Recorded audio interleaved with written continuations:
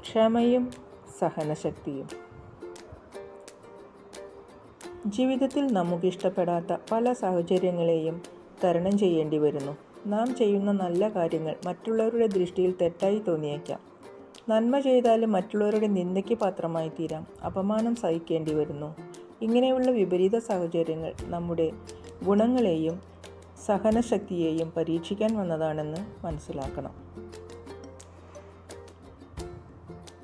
ഓരോ വ്യക്തിയിലും അനേകം അവഗുണങ്ങളുണ്ടെങ്കിലും കുറഞ്ഞ പക്ഷം ഒരു നല്ല ഗുണമെങ്കിലും അന്തർലീനമായിരിക്കുമെന്ന സത്യം നാം മനസ്സിലാക്കണം. അതുപോലെ നമ്മിലുള്ള കുറവുകളെ മനസ്സിലാക്കി അതിന് നിവാരണം കാണുന്നതിലും സദാ ജാഗരൂകരായിരിക്കണം.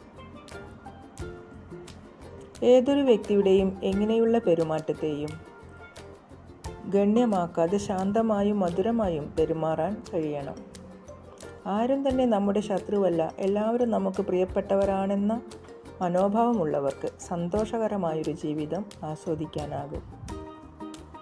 ഒരുപാട് സ്നേഹത്തോടെ എല്ലാവർക്കും ശുഭരാത്രി. Good night.